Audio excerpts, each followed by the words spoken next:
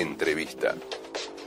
Bueno, nosotros estamos convencidos de que este periodo de gobierno ha sido un periodo de gobierno positivo, en donde nosotros participamos, por primera vez cogobernamos. Creo que hemos dejado con claridad una idea de que el Partido Independiente tiene capacidad de gestión. Yo he dicho que tenemos distancias enormes con Cabildo Abierto, ¿cierto? Porque sentimos que es un partido de derecha y obviamente para nosotros genera una distancia importante. Cuando pensamos en la posibilidad de una coalición, estamos pensando en coincidencias programáticas efectivas, reales, ¿no? Uno no puede hacer coaliciones porque sí, para tener un cargo, para estar en el gobierno. ¿Pero el Partido Independiente integraría un gabinete donde esté Cabildo Abierto? No, por eso digo, nosotros estamos para un cambio que sea un cambio hacia el centro izquierda. Nunca hubo un solo aporte desde el Frente Amplio, solo críticas y cuestionamientos. Y ahora, frente a esta iniciativa plebiscitaria tan grave, han declarado la libertad de acción. Un partido que quiere gobernar no logra acordar frente a esta propuesta sobre un tema esencial para el país. Es mucho lo que está en juego, su aprobación sería una catástrofe para el país. O sea, un sistema que está dando resultados 4 veces menor al que prometieron, lo empeoraron a los efectos, lo transformaron en obligatorio. Vamos a tener que subsidiar durante 40 años a las cajas paraestatales. O sea, todo eso es esta política de seguridad social. Lo que estamos haciendo es que el pueblo decida si es este sistema a vosotros. Si yo tuviera que resumir en una frase lo que queremos como Partido Independiente para el próximo periodo de gobierno, es lograr que los uruguayos crean todos que el camino de salida pasa por la educación y el trabajo. Entrevista. 8:30, Pablo Mieres ya está en el estudio, pero las caras cuando le poníamos los saberes eran una dulzura. ¿Algo cambió de todo lo que escuchó ahí? Bueno, cambió que formamos parte de una coalición con Cabildo Abierto. Lo demás, todo igual. Lo resisto sin ninguna dificultad. ¿Y cuán importante es ese cambio? Y bueno, por haber pensado que no, en una haber dicho francamente que no, y hoy haber integrado una coalición, y posiblemente volver a integrarla. Sí, efectivamente, yo lo que decía era que no me parecía posible encontrar acuerdos, sin embargo, esos acuerdos existieron, que fue el compromiso por el país. Nosotros los acordamos bilateralmente con el presidente. El presidente a su vez acordó con el resto de los partidos y así se armó el compromiso por el país, y luego en la cancha, en la medida que nosotros compartimos ese compromiso por el país y Cabildo Abierto también lo compartió, después hay un montón de temas en donde sin duda tenemos diferencias, seguimos teniendo diferencias. Lo que mantengo de todo aquello es claramente que Cabildo Abierto es un partido que está más a la derecha y nosotros somos un partido socialdemócrata, más de centro-izquierda, por lo tanto, sin perjuicio de que tenemos coincidencias que nos han permitido cogobernar, y también digo, tenemos muy buena relación con mucha gente de Cabildo Abierto, esa es la realidad. Voy a dar dos ejemplos. Uno, en nuestro equipo del Ministerio de Trabajo, durante los 5 años, hubo un subdirector de empleo que integraba el equipo de dirección y de todas las reuniones de gabinete del Ministerio de Trabajo, de Cabildo, que era de Cabildo y que funcionó perfectamente bien y tenemos un diálogo excelente. Y con Salinas, mientras Salinas fue ministro, tuvimos un funcionamiento realmente muy, muy aceitado y muy fraterno, muy afectuoso. De hecho, el otro día cuando se hizo un reconocimiento a mi actividad en el Ministerio de Trabajo, que lo organizó la gente nuestra del partido, uno de los que habló en la mesa fue, en la medida que era parte de ese gabinete que arrancó cuando tuvimos el primer gabinete, la pandemia, que fue justamente Salinas, y la verdad que yo le agradezco mucho que haya tenido ese gesto de ir a hablar allí. O sea que hubo también gente de otras organizaciones en ese evento. Sí. ¿Le llamó la atención eso? No, yo creo que al revés. Por supuesto me generó mucha alegría y mucho orgullo y emoción también, pero justamente allí había un representante, no hablaba institucionalmente, fueron testimonios personales, quiero aclarar, pero estuvo Milton Castellanos, que es el director del Instituto Cuesta Duarte. Le agradezco mucho porque además dijo con claridad que teníamos muchas diferencias, que no éramos sí, amigos, eso está claro. Pero reconoció el diálogo, reconoció lo que ha funcionado durante el tiempo y que sigue funcionando ahora en el Ministerio de Trabajo, que es un diálogo abierto, un teléfono abierto. Una anécdota: cuando llegué a casa como a las 10 y pico de la noche, alguien me llamó, que yo conozco, pero que no tenía por qué llamarme a esa hora, y lo atendí. Y le digo, ¿qué pasó, fulano? Y me dice, no, quería chequear que efectivamente era verdad que atendés a cualquier hora. Sí, efectivamente. Y después estaba Julio Lestido, presidente de la Cámara de Comercio, que también habló, y la presidenta de CUDECOP, del mundo cooperativo. Entonces, y además del ministro que me sucedió y que además fue un día, digamos, trabajamos juntos todo el tiempo, Mario Aristi, y Iván Posada. Bueno, yo me sentí muy reconocido y reconfortado, porque yo aposté desde el principio a que el Ministerio de Trabajo fuera efectivamente un ámbito de diálogo más allá de todas las diferencias. Yo decía siempre, diálogo siempre, y si hay diferencias, más diálogo, porque va a ser necesario conversar más. Y así fue. Me acuerdo cuando el PIT-CNT, en la época que Fernando Pereira era presidente, decide juntar firmas contra la LUC, y después de eso tenemos una reunión con el PIT-CNT. Yo le dije, escúchame, ustedes arrancan con las firmas, pero acá el diálogo va a seguir siendo igual que si no hubieran empezado las firmas. Estamos en veredas opuestas y nos vamos a dar como adentro un gorro, pero vamos a seguir defendiendo el espacio de diálogo, y así fue. Si tuvieras que hacer una autocrítica de la gestión de Pablo Mieres en el Ministerio de Trabajo. Y nos quedaron cosas pendientes. ¿Qué cosas? Y a ver, una que nosotros ahora levantamos como bandera, que fue cuando nos dimos cuenta que durante la pandemia el Uruguay tenía la capacidad de construir una red de protección de los trabajadores dependientes con mucha facilidad, porque estaba el seguro de paro. También descubrimos que había una falta de apoyo para lo que yo llamaría los trabajadores independientes que facturan como unipersonales. Estoy hablando, obviamente, las unipersonales hay una gama muy variada, que son como 90.000 en total, o capaz 100.000 por ahí, donde arriba hay unipersonales muy potentes, con mucha espalda, etcétera. Pero abajo hay unos 30, 40.000 que son trabajadores por cuenta propia, que facturan probablemente a un cliente solo, o sea que en realidad son trabajadores independientes, pero que el día que ese empleador que lo contrata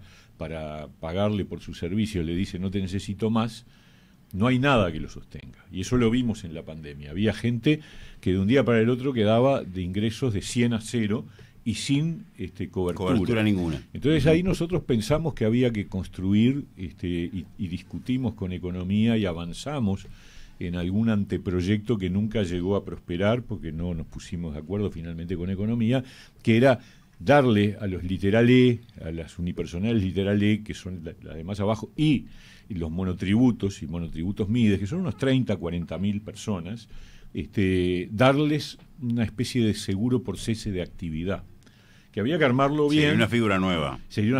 Seguro por cese de actividad se llama seguro así. Es la idea que nosotros tenemos. Un seguro por cese de actividad que lo sostenga por un tiempo, no sé si el equivalente al seguro de paro, que es de 4 meses, pero por lo menos 2, 3 meses, algún sostén. ¿Está cuantificado, Mieres? Sí, lo habíamos cuantificado. No era, por supuesto que implicaba un incremento de gasto para el Estado, pero también implicaba ponerle un monto bajo, no insostenible, de aporte adicional para el trabajador en los aportes que hace al BPS. Y fracasaste con éxito en Economía. Lamentablemente no nos pusimos de acuerdo, pero esa es una asignatura pendiente que ahora la tenemos en el programa del Partido Independiente para promover para esos 30, 40.000 trabajadores, que son trabajadores, y que además el otro pendiente que me quedó es aprobar en la misma línea el proyecto de ley que elaboramos para trabajadores por aplicaciones, que son también trabajadores independientes y que no tienen hoy ciertos derechos básicos que en ese proyecto de ley está en el Parlamento hace 1 año y medio. Nosotros la última vez que yo fui al Parlamento le pedimos a la Comisión de Legislación del Trabajo a ver si lo podía aprobar. Ese me parece que es otra asignatura pendiente. Y seguramente cambios en la negociación colectiva. Yo creo que eso es otra cosa que quedó pendiente. Los descuelgues, Yo creo que hay, digamos, situaciones que hay que generarles oportunidades. Hay empresas que de pronto los laudos que se acuerdan a nivel colectivo, en el sector, en la rama de actividad, no los pueden cumplir. Y ahí empieza un calvario, una discusión, y bueno, yo tenía la idea de que había que construir un sistema acordado, un procedimiento establecido que permita hacer una cosa más fluida con los descuelgues. Y ahí nos costó avanzar, y bueno, la agenda es la agenda y se va llevando. Nos llevó 2 años con la pandemia y es difícil hacer todo, pero esas son las asignaturas pendientes que registro. Debe haber otras. Yo siempre dije cuando salí del ministerio, me voy contento, y no uso el término satisfecho, porque decir satisfecho es como que está todo terminado, digamos, está pronto, y en realidad siempre hay cosas para hacer, ¿no?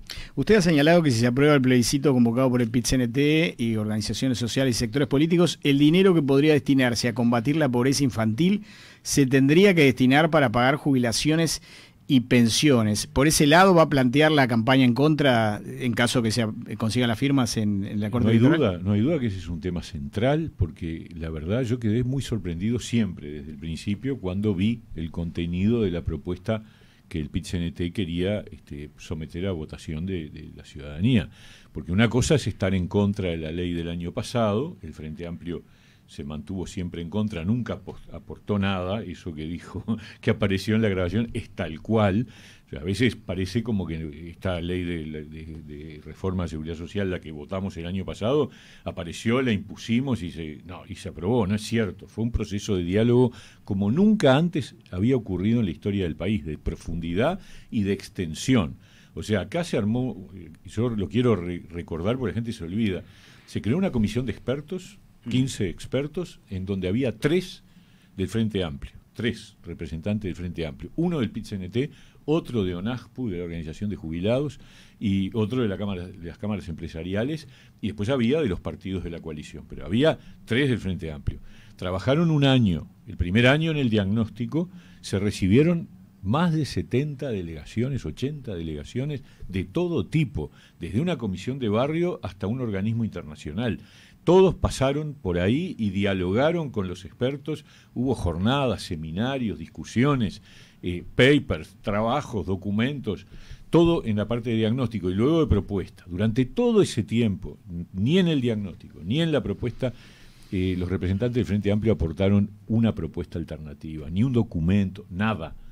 Simplemente esperaron a que estuviera la propuesta del gobierno y se pusieron en la vereda de enfrente a criticar.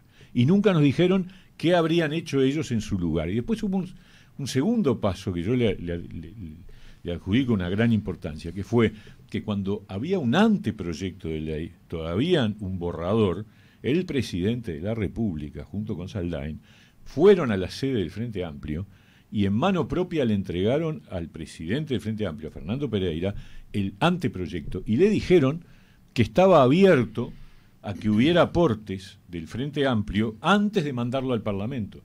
Y tuvimos 2 meses esperando, 2 meses enteros, esperando que hubiera aportes del Frente Amplio a ese anteproyecto. No hubo una sola línea. Nos dijeron, vamos a hablar cuando llegue al Parlamento el proyecto del gobierno.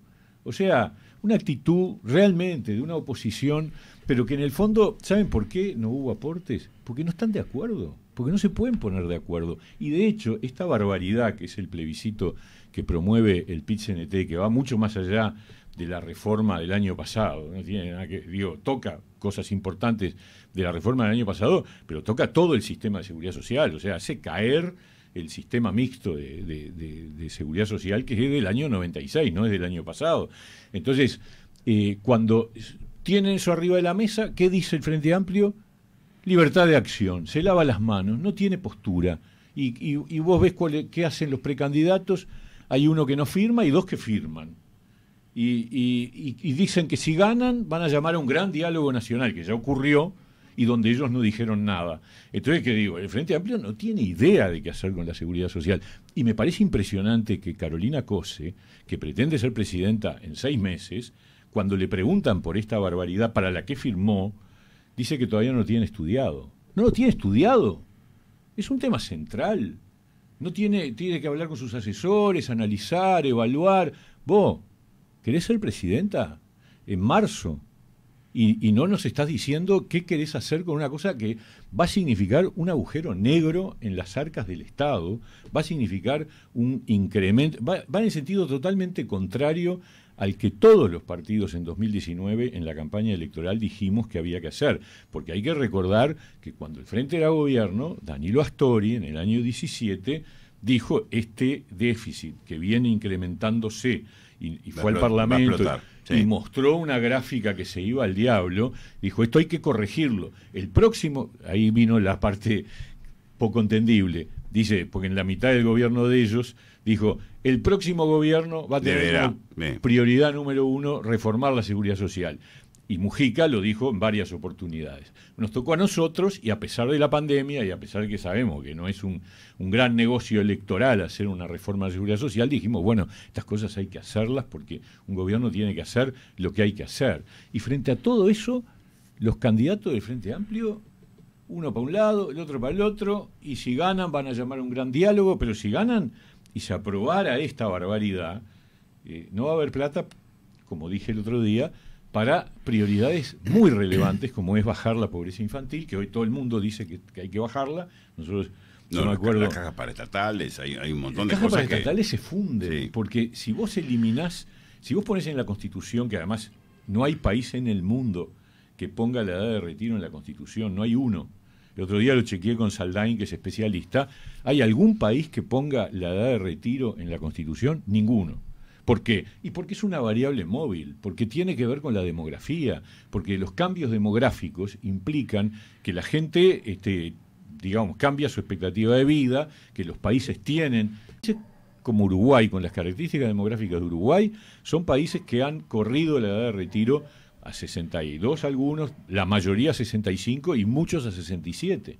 Y Uruguay, el cambio que está haciendo, el de la ley del año pasado, es correr a 65 para dentro de 15 años, porque se corre primero a 61 para los que hoy tienen 50, o sea, dentro de 10 años se mueve recién la edad de retiro, se empieza a mover y queda instalada dentro de 15, cuando los que en aquel momento tenían 45, lleguen a tener 65. Vamos a cambiar la idea, porque si no se nos va todo. Seguridad social. Lo que pasa es que me agarraron... No, lo agarramos caliente, claro, obviamente. No, pero es que me preocupa enormemente. Me preocupa que haya gente que defienda esto. Yo, la verdad, el PIT-CNT, porque además le está confiscando 1 millón y pico de cuentas a 1 millón y pico de uruguayos que están aportando plata de ellos, plata de ellos que están a su nombre, con cuenta, con nombre y apellido, y va a venir, si se aprueba esto, se le agarra esa plata y se mete en un fideicomiso en el BPS para pagar el aumento del déficit que se agota en 12 años, toda esa plata, esa enorme cantidad de plata que además te la sacan a vos. Van a llover las demandas contra el Estado, porque no es una expropiación, donde en una expropiación te pagan una indemnización. Esto es una confiscación, es una barbaridad, increíble, fantástica, frente a la cual el partido que quiere sustituir a la coalición de gobierno dice libertad de acción, se lava las manos. La verdad que es muy preocupante. En ese desacuerdo que tú ves, vamos a lo político, tú ves que hay como dos bloques de pensamiento integrados, para ser simplistas, por un partido comunista que apoya a Carolina Cose y un MPP que apoya a Orsi. Bueno, Orsi ha manifestado que no está de acuerdo. Me gustaría escucharlo con más argumentos. Solamente dijo que no firmó. No lo veo en la batalla, pero he escuchado a los economistas serios que hay en el Frente Amplio, que hay muchos, todos en contra. Ahora, hay que hacer campaña, señor, porque para EU, por ejemplo, ¿a EU se va a callar la boca? Porque ellos firmaron el año pasado un acuerdo por el cual se votó una ley por unanimidad que le fija la edad de retiro en 65 años, porque si no, la caja bancaria se funde, si no corres la edad de retiro a 65 años. Sin embargo, yo no he visto a EBU salir a la cancha, decir, señores, vi un documento en septiembre del año pasado que era muy crítico con esta idea. Pero ahora que está el tema arriba de la mesa, porque se juntaron las firmas aparentemente, yo los quiero escucharlos, porque van a fundir a sus propios compañeros con esta iniciativa. Y el PIT-CNT hoy la respalda, todo el PIT-CNT, y una buena parte del Frente Amplio. Entonces, bueno, está bien, esperemos que estén las firmas, está bien, puede ser que después que estén las firmas haya algún planteo, pero la verdad es de una irresponsabilidad que a mí me duele, porque ciertamente uno lo que quiere es que la oposición sea responsable y no esto que estamos viendo. Mire, uno de los temas que duele es el tema de la pobreza infantil que no han podido reducir los gobiernos de los últimos años. Cristina Lustenberg estuvo aquí hace unos días, no está usted sentado. Me encanta que el tema de la pobreza esté en la agenda de los precandidatos, pero hay que hacerlo de verdad. No voy a discutir más este tema. Los niños no votan, no tienen una agenda de preocupación porque los hijos de los políticos tienen las cosas resueltas. Ella está planteando hace años que está con la bandera de la ley de primera infancia. ¿Le faltó a este gobierno profundizar el tema de la pobreza infantil para combatirla? A ver, es un debe que está desde hace 40 años, lamentablemente. Del 85 a la fecha. Sí, exactamente. Sí. La primera vez que se lo midió una figura que yo admiro mucho, que fue Juan Pablo Terras, lo hizo con fondos de UNICEF, y fue el primero que nos dijo... Un dato. El dato clave que sigue inalterado, que la pobreza entre los niños es el doble que en el conjunto de la población. En aquel momento era 40%, porque la pobreza en la sociedad era 20%, ahora la pobreza en la sociedad es 10%, pero entre los niños está en 18-20%. Entonces, a ver, hagamos de una vez, porque además si fuéramos un país donde nacen millones de niños, y entonces es más difícil, pero es un país donde cada vez hay menos niños. Por lo tanto, y no estoy convencido solamente, sino que además tenemos un equipo de trabajo que es de primer nivel, gente que trabajó en UNICEF, gente que está especializada en infancia, Dardo Rodríguez, que estuvo en el INAU durante 10 años y que además ahora va a ser el director del Fondo Infancia, que es un camino que yo creo que es muy importante porque va en una idea del diputado Iván Posada de nuestro partido, Javier Lacida, que es otra persona que tiene especialización en el tema, y otros más, que han trabajado en una propuesta que nos permite decir al Partido Independiente, y esta es la prioridad número 1 de la campaña para el Partido Independiente, número 1, reducir la pobreza a la mitad en el periodo próximo de gobierno. ¿Se puede? Se puede, absolutamente. Se puede y ya lo tenemos calculado. ¿Cuánto sale?